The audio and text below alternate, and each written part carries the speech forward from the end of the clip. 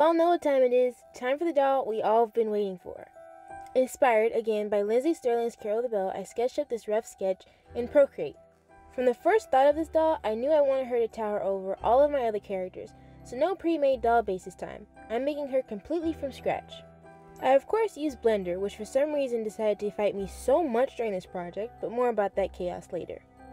I had to play around with the textures a few times before I got the result I was looking for. Apparently, I was a bit picky because I redid the thighs about 3 times before I was satisfied. I wanted it to look like twisted bark, but with a little stylized flair. Of course, after spending hours doing the texture over and over again, I got the hang of it.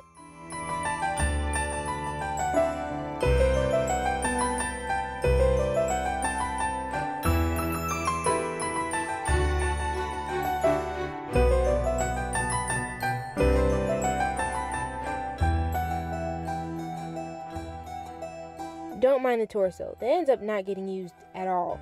Again, I'll explain later. These are filament printed, so I had to do a bit of cleanup work. At this point, she kind of looks like a carrot. Luckily, the paint I'm going to use is quite thick, so I was able to paint over the bright orange really easily. Ideally, I would have used white for all of her pieces, but I simply didn't have any when I started the project.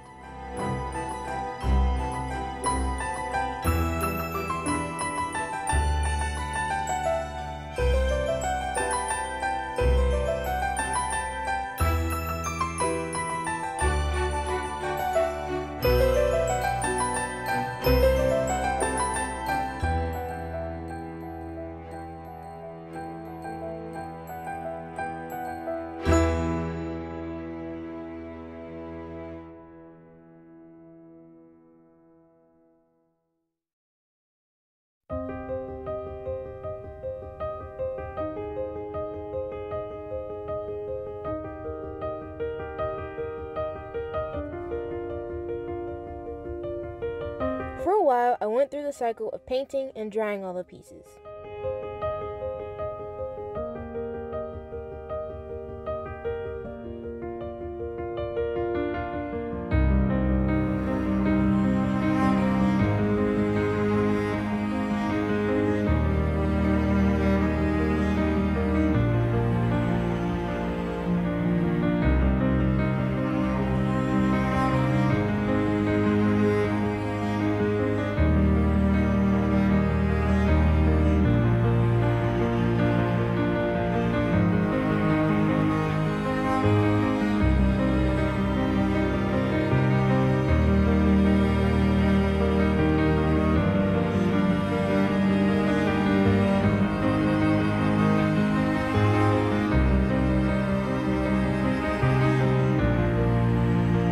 To add depth, I dry brush over all of the pieces with a lighter version of the blue, then wash over the pieces with the same blue paint, but very much watered down. This is how I was able to achieve that kind of glowing look. The wash layer adds just enough saturation to the highlights to make them pop.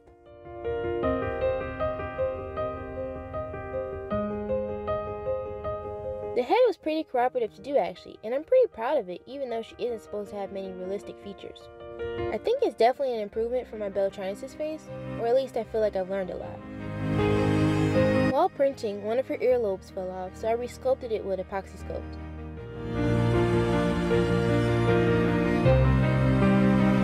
Also, I put some beginning wires in her head so I can kind of plan out the branches.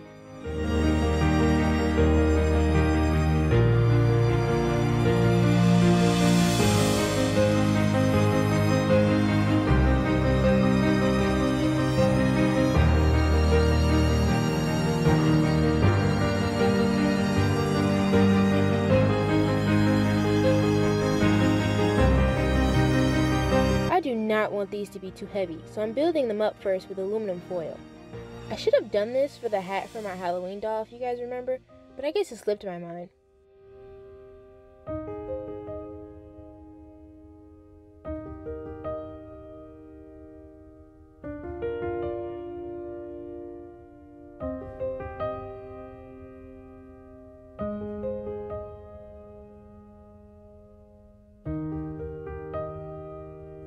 Now I'm actually going to build up the branches with the actual clay. This was fun, relaxing even, until I had to sculpt the details on those tiny little thin parts of the branches. I had to turn myself in all sorts of weird angles just to get it all in one go. And you know, someone might be like, well, why didn't you just do 2 separate passes on the branches? It would have been much easier. And that is true, but my reason for not doing that is simple. I just didn't want to. Doing 2 passes on these very thin parts of the branches just seemed like overkill to me. To my mom who'll be watching this video at some point, yes, that is my pink fancy spray bottle you bought me so I could water my plants, and not ironically, a plant-based doll.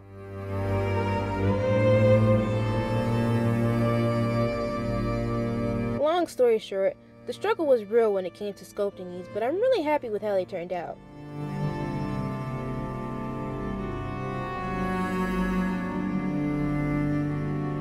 You may be wondering why only 1 branch is done in this shot, and that's because of another very simple reason. I was a little too excited to paint her, and I didn't really need to finish the other branch before painting her, so I decided to just go ahead and start painting.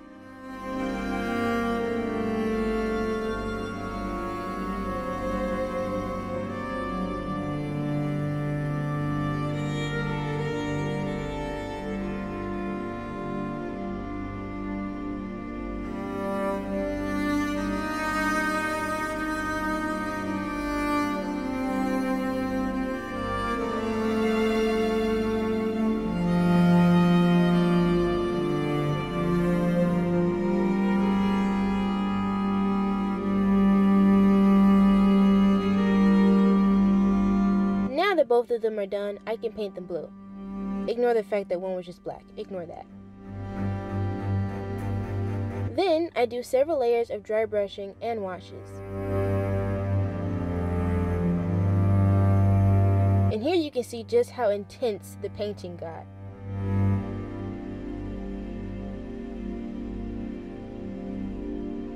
I was originally a little worried about the texture of the face print and how that would affect the face up, but it actually went pretty smoothly.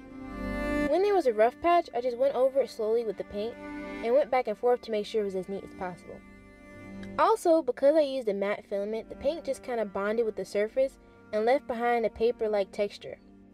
Because of that, I didn't have to use any Mr. Super Clear to sketch out anything. In fact, I didn't have to use Mr. Super Clear for her face at all.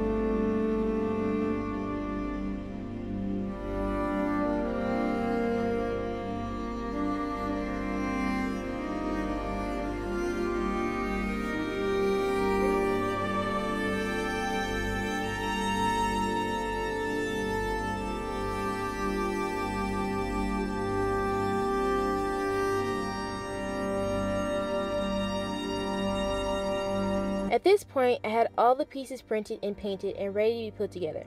But you may be asking yourself, what happened to the torso? You know, the center of the body, the thing that you kind of need to hold the doll together? Well, let's just say it has some demands. Buckle up. This might get confusing. The first time I sculpted the torso, Blender decided for some reason it didn't want to make holes. Like, I would cut a hole inside the torso to make it hollow, but then when I sliced the body to make it easier to print, it would fill it where I made the slice. At first I thought, no big deal, I can just cut through that new random layer with the same shape I used to make the torso hollow. But no! Blender decided not to do that, which caused a whole avalanche of other problems.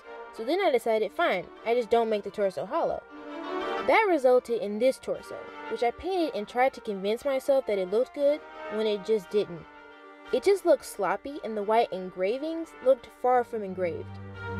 Then my brain was like, she's a cello. Cellos are hollow. Makes no sense for her to be solid, especially since you want to try to make her actually function like a real cello. So I went back into Blender and actually fought with it a couple more times until I finally forced it to do what I wanted. I've never had this much trouble with Blender, so I don't know what was going on. But then my brain decided, hey, you know what this doll really needs? She needs to glow. So then I was like, okay, let me go into my stash of stuff I got from my high school engineering class and see if I have something to wire her up. But then when I went to that stash, I realized I didn't have what I needed. Of course.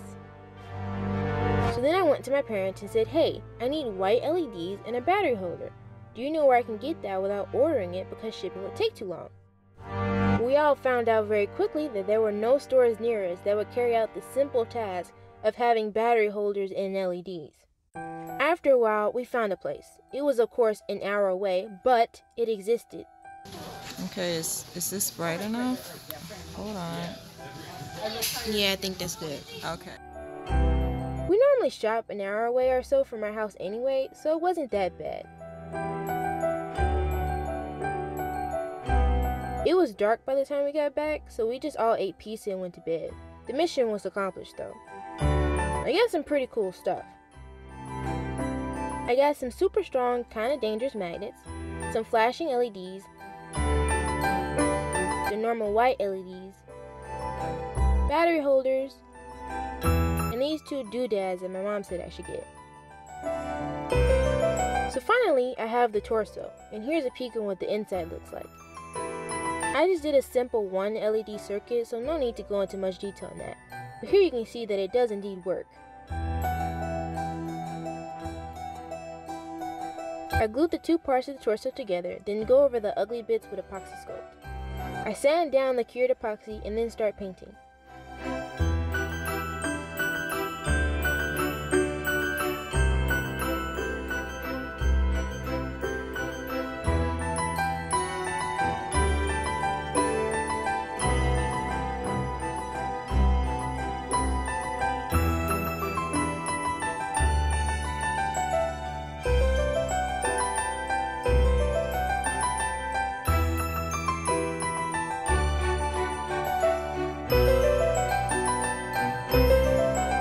To look a little more fancy, I give the cello part a nice coat of UV resin.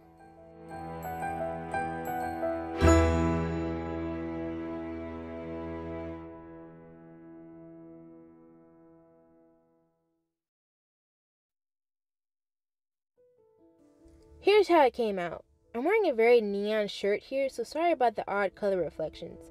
I have to remember not to wear that shirt when recording stuff because it reflects on everything. But now, after all of that, I can start putting her together.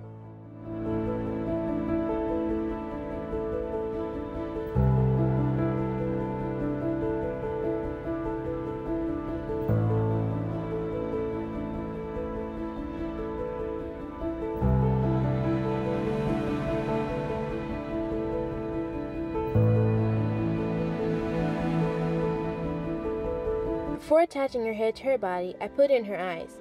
These eyes are of course some that I made in Blender. We had a bit of a hair crisis too, but that was an easy enough fix. The last step is to add on this fake moss to mimic the leaves and some other details, and she's done.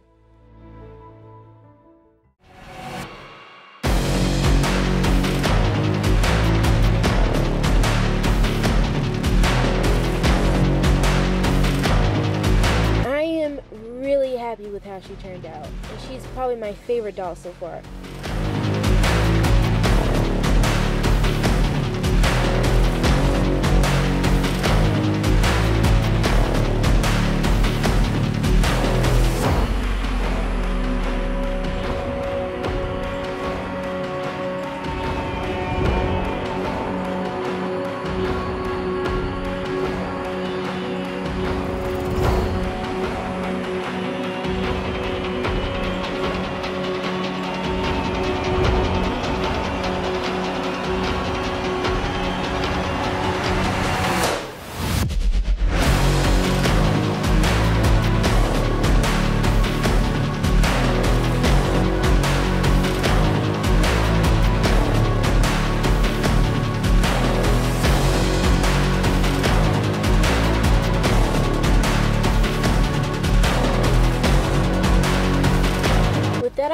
said, thanks for watching, Happy New Year, stay sweet, and I'll see you next time.